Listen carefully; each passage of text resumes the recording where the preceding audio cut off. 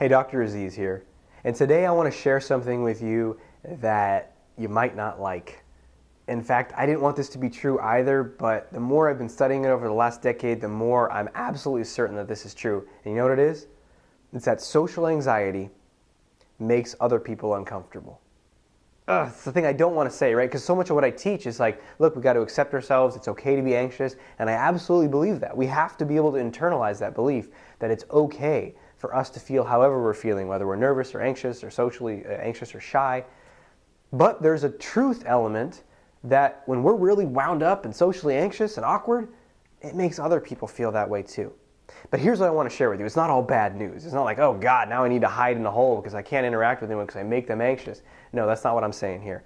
What I want to share is I've discovered why that is just recently. And I wanted to share that as soon as I found that out. Why, if I'm anxious, why does that make someone else anxious?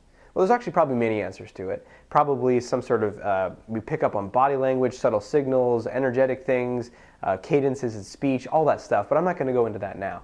The one major thing that I wanted to highlight, why does it make us anxious if someone is socially anxious or nervous around us, is because of this. And this is something you can do about. That's why I'm sharing it.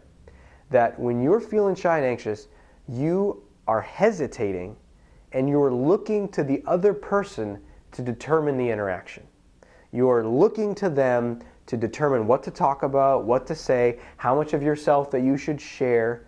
And if you think about it, that's putting a lot on the other person energetically, and they feel it, and then they have a sense of like, ugh, I don't like this. I don't want all this pressure.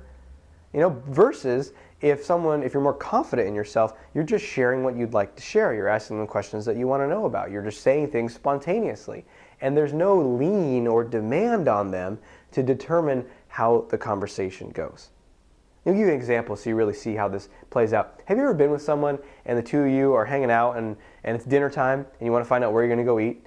And you're thinking of a few places in town that you'd like to try out, and you say, well, what do you want to do? The person's like, I don't know. I don't care. What do you want to do?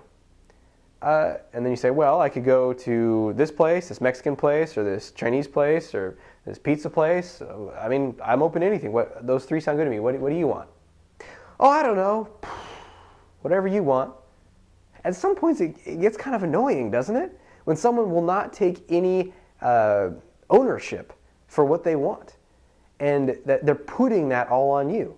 Now, that's a trivial example, but it becomes more apparent in an interaction when the person is looking to you for approval, for what to say, if they should reveal that about themselves. And so that creates a discomfort in the opposite person.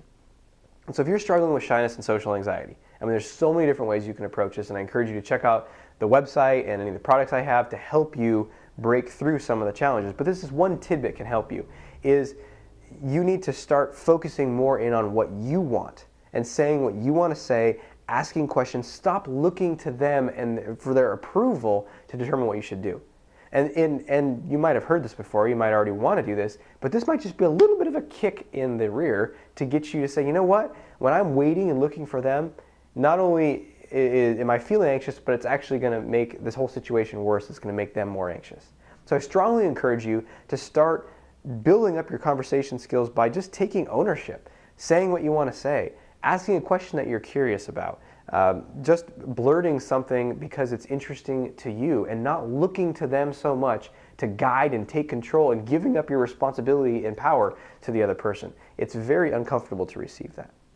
And if you want to know like how to go deeper into finding out what you want and sharing that, I strongly suggest checking out my new book, The Solution to Social Anxiety, where we go in depth into how to actually find what you want and then have the boldness and the courage to start asking those questions. So thanks for listening, and I look forward to speaking with you soon in the future.